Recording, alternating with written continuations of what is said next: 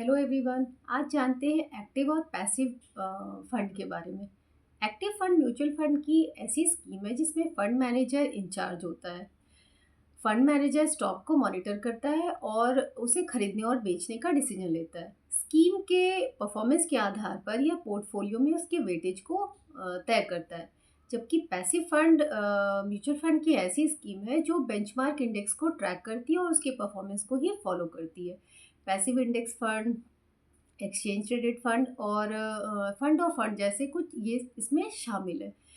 Passive fund benchmark index को follow करती है और उसके परफॉर्मेंस और उसके साथ तालमेल रखते हुए रिटर्न देने का एम रखती है, जो ट्रैकिंग एरर और एक्सपेंस रेशियो के अंडर आता है। एक्टिव और पैसिव फंड को समझने के में अंतर को समझने के लिए उसे समझना ज़रूरी है।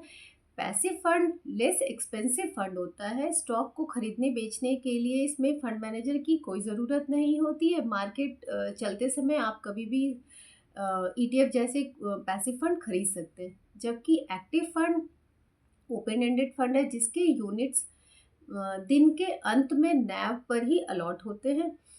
एक्टिव फंड के मैनेजर के पास स्टॉक को खरीदने बेचने तथा इसके एलोकेशन को बदलने का पूरा फ्रीडम होता है। जबकि पैसिव फंड मैनेजर केवल बेंचमार्क इंडेक्स को ही फॉलो करते हैं। ऐसे इन्वेस्टर्स जो लेस एक्सपेंसिव ऑप्शन चाहते हैं, अपने पोर्टफोलियो में बदलाव नहीं चाहते हैं तथा मार्केट के रिफ्लेक्शन वाले रिटर्न से ही खुश हैं, उनके लिए पैसिव फंड सही है। जबकि ऐसे इन्वेस्टर्स जिनमें हाई रिस्क एपेटाइट होता है, उनके लिए एक्टिव फंड सही है। एक्टिव फंड मोर डायनेमिक और फ्लेक्सिबल होता है। मार्केट के बदलते हुए कंडीशन और अपॉर्चुनिटी में ये एडप्ट हो सकता है। इसका एक्सपेंस रेशियो ज़्यादा होता है।